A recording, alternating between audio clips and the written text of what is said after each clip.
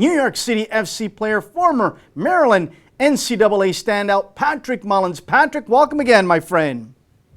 Thanks for having me, and a very nice introduction. Really appreciate that. No problem whatsoever. Really appreciate you taking time out of your busy schedule and a big game coming up against TFC. But before we talk about that, Patrick, let's talk about the big win on the road against Chicago Fire. It looks like your team this year has learned a lot of lessons from their first year in expansion under new head coach Patrick Vieira. You can see that you guys are going to play a more offensive style. Talk about it. Yeah. You're right. I think the result over the last weekend against Chicago is really big for our confidence.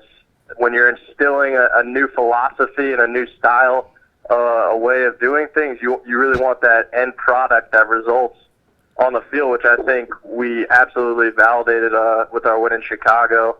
We showed elements that we wanted to do, definitely going forward, and a high pressing style. But there's definitely a couple of things we looked at this week and wanted to try and improve, obviously, for our game coming up against Toronto. Patrick, obviously you know this. Many of your teammates know this. Head coach Vieira knows this. The honeymoon is over. The first year is in the books. It's done with. People want results. As I was saying to Kyle Lauren of Orlando City last week, that's over with and done with. This year, people want to see W's. They want to be entertained, and they want to make sure you take care of business in the derby against the Red Bulls. Talk about that pressure. Talk about the business that needs to take place week in and week out for this franchise to grow.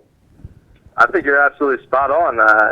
When you're an expansion team, maybe you get a little bit more of leeway as you're building an identity and trying to figure it out a little bit. But I think as players, we're excited to have even more expectation this year to really push on and show better of what the club's about, and clearly what the quality of players we have.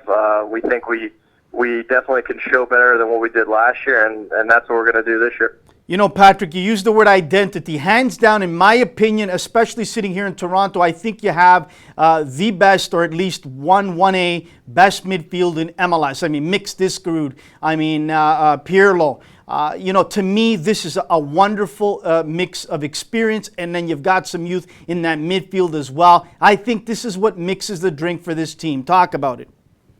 Yeah, definitely. That's really the engine room of our team. We require a lot of work from them, pressing in behind our front three, but also connecting from our goalkeeper and backline to the forwards. We like to think of our team as almost 3 or 4 little units. You have the defensive unit, and they have their job, obviously, to defend and get the ball forward, but that midfield unit is key because they're the connectors, and they're a big part of doing what we want to do and make sure that we do it well. Watching Pirlo for many, many years back in Italy and up close, it's a joy to watch him here now in MLS. And obviously, he's got a lot of responsibility with this team for this year. But to me, what I like about Pirlo, I remember seeing a quote this week, is he's here to play, he's here to win. Yeah, he's here to help the young guys, but they need to help themselves as well, because I've got to play as well and show them that I could lead. I think this is fantastic. Absolutely. I since day one, when either Andrea or Frank or David stepped in, obviously they're a big presence in the soccer world, and they hold a lot of respect within the locker room. But that being said, I think we all look to them, and we expect them to do their job just like they expect us to do our job. And, that's the ultimate sign of a team, is when you have guys holding each other accountable no matter what level or stage of the career that they're in. And I hate to say it, but it's true for me anyway, and I talk to a lot of people all over the world and in MLS. When you see Villa, when you see Pirlo, when you see Mixing yourself, when you're playing on beautiful Kentucky grass surfaces around MLS, you see the true player in Villa and Pirlo on and on. You don't see it, in my opinion, unfortunately, on artificial turf where the bounce is different, the mentality is different to take that challenge. On grass, it's a different mentality. Have they mentioned that to you in training since they've been over here? I haven't heard them mention it much. Obviously, at Yankee Stadium, we've got a great pitch to play on and great grounds crew that treats it well. But I do recall towards the end of last season, we had a fantastic result on the road at Vancouver, a place obviously that's known for their turf and the style of play that comes with that. But, I think we showed that wasn't really a big difficulty for us, because we had a great performance that night. and wrapped it up with all 3 points against obviously a really good team on the road. Patrick, it's great to start. It's great to put the ball in the back of the net like you did last year, if I'm not mistaken, against TFC. I believe in September in that game, you put one in the back of the net in that unbelievable goal scoring fest of both squads. But it's also important mentally. And how do you get ready mentally that if you're on the bench to start the game, that you've got to be ready when you're called upon by Coach Vieira to get in there and give that extra push that the squad needs to finish off the game strong? Talk about it. I wasn't sure if you were going to bring it up, but I actually do have a decent record against TFC since I started into the league, and it's something I'd like to keep going this weekend. But to answer your question simply, I would say it's just as simple as doing your job. Whether or not I'm starting from minute one or coming in off the bench, it's just a different role you play. And as you said, if you're coming off the bench, you need to provide a spark. So that's a big part of the responsibility coming off the bench, to make sure that the time you have, you make an impact and that you make a positive change to the game. You're playing with World Cup winners. You're playing with world stars in Villa and Pirlo. You look across the league, Patrick, you got Kaká in Orlando. You got Jovinko here. You've got so many stars all over MLS. And finally, it's starting to get some respect in Europe. Finally, it's no longer being considered the retirement league. It's finally starting to pick up some momentum. How great is that? Not only for North America, but for that young boy that's growing up that wants to play with the stars and stay in their own country and play in MLS. It's huge. When I was growing up, I watched guys throughout the league when it was first growing, and those were my heroes and people that admired and gave me an example to strive for. And now that, like you said, we're getting such recognition worldwide, and I just think it's fantastic for kids growing up, especially as an American. I know it means a lot to have a good league and one that's competitive and that will challenge to get the best players from all over the world. So, I think that's something I want to be a part of, and I hope it's something that continues going forward to get better and better. My favorite city and many people's favorite city all over the world to visit and enjoy so much, New York City, has got so much going on. But now the Red Bulls, New York City FC, also the New York Cosmos in the NASL. So much footy, so much attention to the game that we love so much, Patrick. How great is that for a city like this to really embrace these squads and also embrace the whole atmosphere of it all? It's something special. I think a big word I would say around it is the buzz of New York. You feel you're walking down any of the streets in Midtown. If you're a tourist or local, it's something you always feel, and that's something definitely I know for a fact our fans bring into Yankee Stadium, that same type of buzz and electricity. And talking to guys around the league, that's not only something that we appreciate as players of New York City, but they get excited to come and play here. And I think it shows in a lot of the performances that teams try to bring and the intensity they bring to when they come to play in New York City. Patrick, the first game, TFC took care of business against the Red Bulls. Tsubasa Endoh, Maryland product, a really outstanding first game for this young man. You're from Maryland as well. Graham Zusi, on and on. What's in the water there? What does Sasho Sorowski do to get you guys ready, to get you guys developed for the pro atmosphere? Tell us.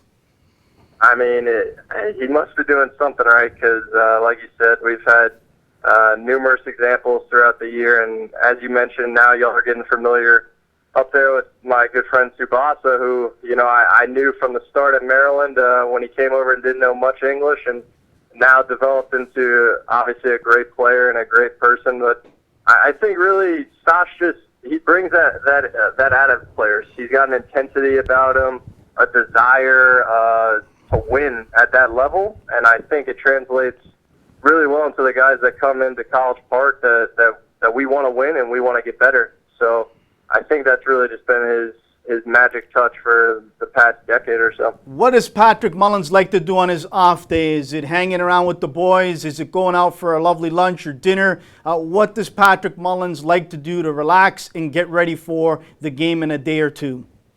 That's a tough question. It could be any number of things. Definitely hanging out with my good friend Tom McNamara. That could be chilling out, watching TV, playing Xbox. Maybe even every now and then we hit up a bowling alley just to kind of blow off some steam. And I definitely don't let them win. That's something I make sure of. Patrick, let's talk about when that final whistle blows, win or loss when you're playing as a pro. I know as a parent coaching both of my boys, driving them home after a win or a loss, to get it out of your system, it takes a full 24 hours. As a pro like yourself, a win or a loss, how long before it's out of your system and it's forgotten and you move on? Be honest with us. I think it all depends really on the time of the game. We had a 2 o'clock game last week. Those can be a little bit trickier and can tend to have the after effects hold on for longer throughout the night. But if you have one at night, usually a night's sleep kind of cools off the mind from the heat of battle, and that's usually what happens for me. I think everyone that's close to me and cares for me, they know if they're going to reach out after a bad game or a loss or anything like that right after that, there's a way to do it, and they can be constructive with some criticisms later on in the week if that's what they choose. Patrick, obviously the coaching staff's going to break down the previous game, win or a loss. Do you yourself, even after that's done or even before that's done, are you trying to look for that game somewhere so you can yourself watch, hey, this is what I did good, this is what I need to improve upon, this is what I need to watch when we play these guys again? Are you doing that? Are you talking about in terms of the opponent? Yes, absolutely, the opponent. Yeah, I think it depends. Obviously, with these Eastern Conference teams, we get to see them a lot. I think we're very familiar with a team like, say, Toronto. We see them 3 times a year, and obviously I know y'all up there have made some changes since last year, but a lot of the core is still together. But I think really it's to focus on the last game and then just the major tendencies of certain players moving forward to make sure we're really tuned into what's at hand the next weekend. Just before we let you go, Patrick, Josh Saunders to me is a guy that doesn't get enough respect. He's up there in years, but he's there each and every week performing, standing on his head last year, making some unbelievable saves. And this guy, to me, I think is a leader, I believe, in the locker room as well. I don't know that because I'm not in that locker room, but I could sense it. This is a guy that's had a number of MLS games under his belt. He's seen the good, he's seen the bad, and I think this is the perfect guy you need for this squad. Talk about him. 100% would agree with your assessment and observation. He is a critical leader to our team. I like to think of him as the big bear in the locker room because he just has that weighing presence about him when he walks into the room.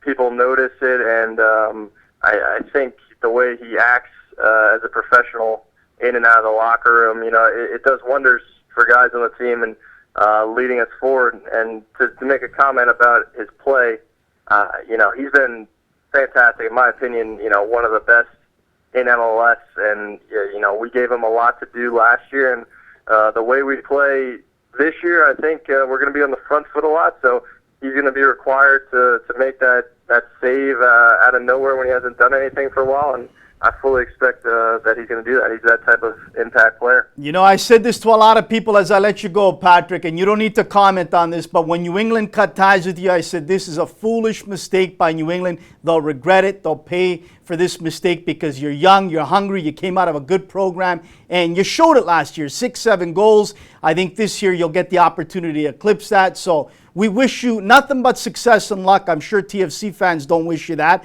on the game on the weekend, but I do. And again, my friend, the best of the season to you and this squad, and we really appreciate you making time to join us.